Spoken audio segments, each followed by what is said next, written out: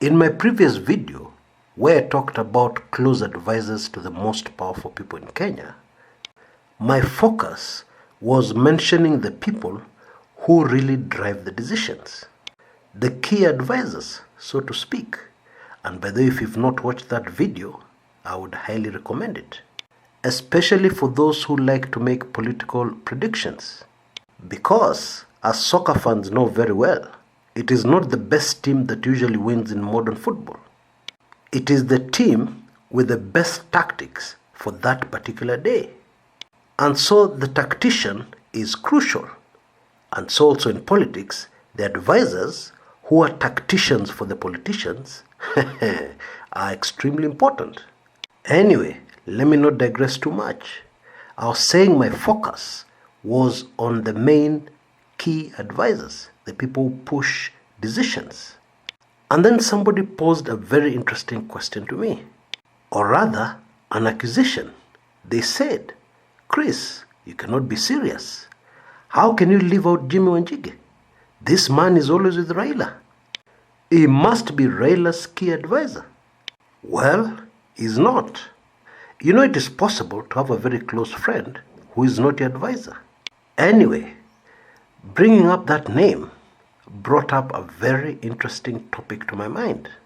Something very critical those who love Kenya need to look seriously into going forward. And the topic is the people who finance presidential campaigns. Now you'll have to believe me if you doubt. This is an extremely hot topic, very controversial. But as we push forward for a better Kenya, we cannot ever avoid the controversial. Even if some of the most faithful, loyal subscribers to this channel will be affected negatively. They will not like what I have to say. But it is the truth. It is the whole truth and nothing but the truth. Because what I'm about to say and what we're going to discuss in this video is going to upset those radical supporters and fans of Raila Amolo Odinga. Now, this is a Kenyan I greatly respect, a man who has fought most of his life at great risk, at great sacrifice, at great danger to his own life for a better Kenya. He deserves to be respected. However, on this channel we are neutral. We don't support anybody. We are not financed by any candidate or any institution. I am financed by ordinary Kenyans, ordinary patriotic Kenyans who want a better Kenya for their children and grandchildren. And therefore, if some truth must be spoken, that is connected or related to Raila Odinga, I have to speak it. Just as I often speak my truth about DP William Ruto. Anyway, let's get down to it. Bwana Jimmi Wanjigi's closeness to Raila Odinga is very disturbing. It is disturbing because of Jimmi Wanjigi's past, and what he does for a living. But let's backtrack a little, for you to fully understand what I'm talking about. Bwana Jimmi Wanjigi is a billionaire wheeler dealer. Now let us even get more specific, and find out how did Mr. Jimmi Wanjigi make his money. Now in 2013, it's widely known that Bwana Jimmi Wanjigi financed the Jubilee campaign, the successful Jubilee campaign for the presidency.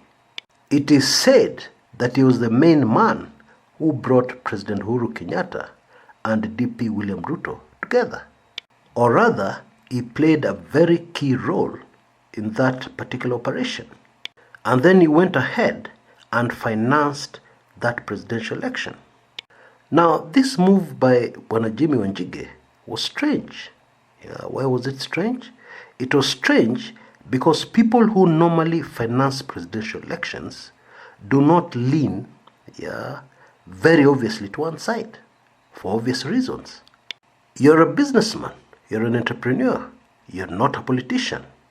So what will happen if you lean too much towards one side and then the other side wins? You're done. You will have to endure a hostile government for the next 5 years, yeah, and the way politics works out in Kenya, actually for the next 10 years. Which means you're finished. You'll not be able to do your deals. What kind of deals? Wheeler dealers like Jimmi Wanjigi are people who we can also call facilitators.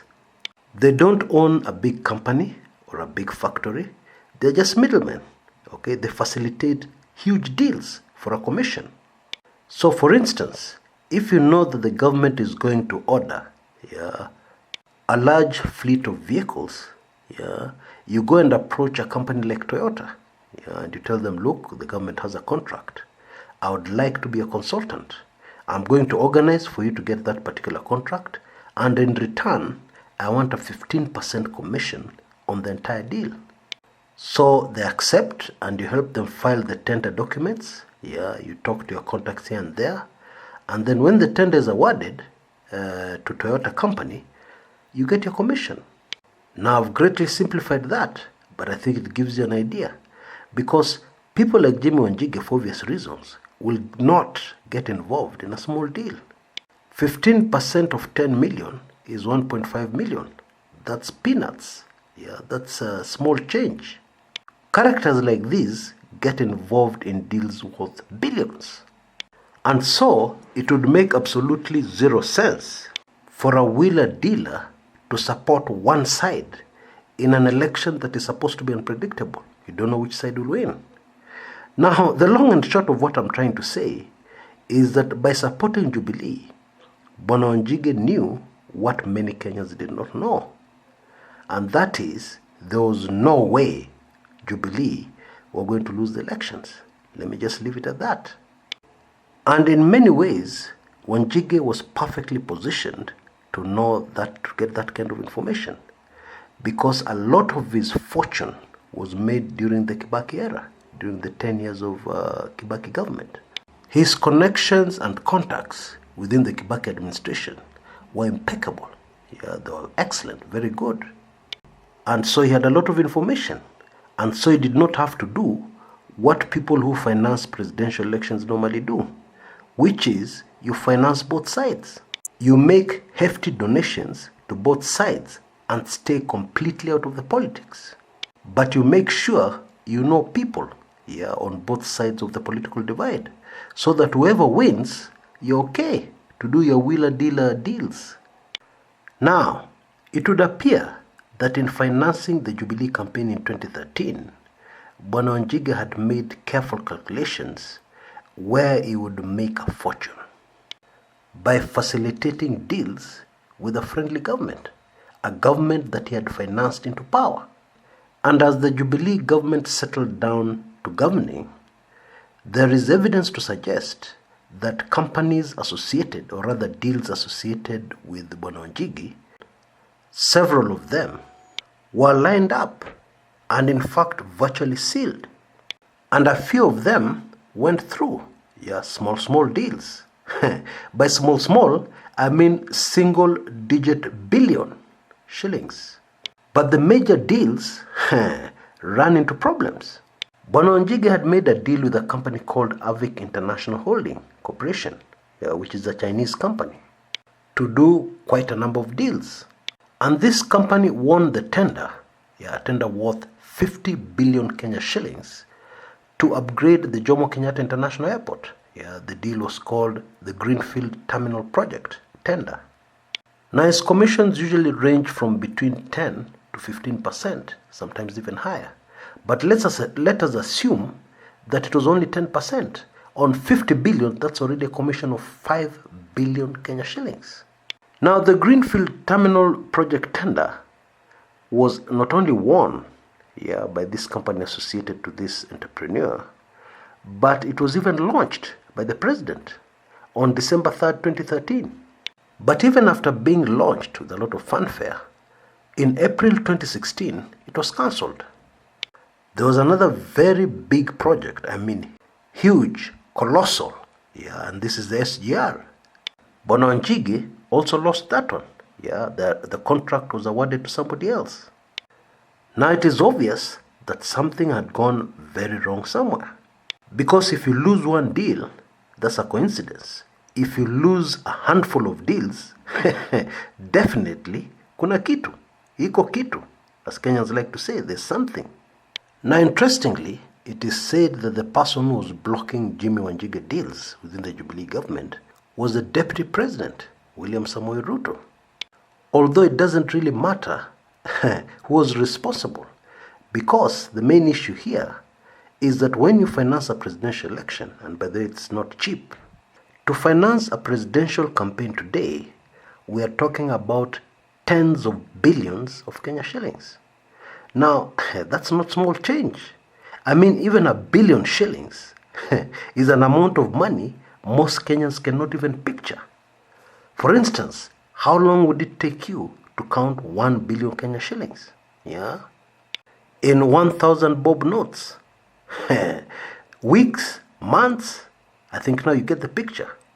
But in 2013, for instance, it was estimated that each of the presidential candidates did not spend less than, wait for this one, 20 billion Kenya shillings each.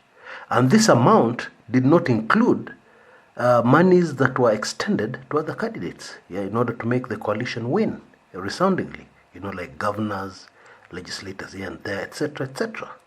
So 20 billion is really on the low side, but maybe it's a good figure to attribute to a major financier of the campaign, of a presidential campaign.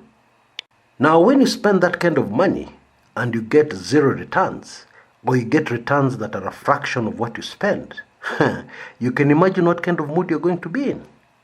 And this neatly explains why in 2017 we saw Bwana Jimmi Wanjigi jump ship very unexpectedly. Very many people are shocked. And he firmly supported and financed the NASA campaigns and became very close to Raila Odinga. So, we now need to ask ourselves a question. What would have happened in 2017 if Raila Odinga had won the elections? I leave you to chew on that. However, there's a bigger question here. Going forward, what will happen? Because we are fighting corruption. We want a government that is lean, that spends taxpayers' money very well for the maximum benefit of the people of Kenya. So what will happen? Because future presidential campaigns will need to be financed. And Bwana Wanjigi is not the only financier of presidential elections. There are a handful of other people in the country that are capable of doing the same. So my question is, what will happen to the people of Kenya? Because the interests of these people can never be the same as the interest of the masses who elect presidents into office. I think you now fully understand why I said what I said earlier in this video, that the closeness between Bwana Wanjigi and Raila Odinga is disturbing. I find it very disturbing. Presidential campaigns must be financed. They have to be financed from somewhere. But what is the way forward for those who desperately want a better Kenya? Until next time, this is Chris Kumekucha.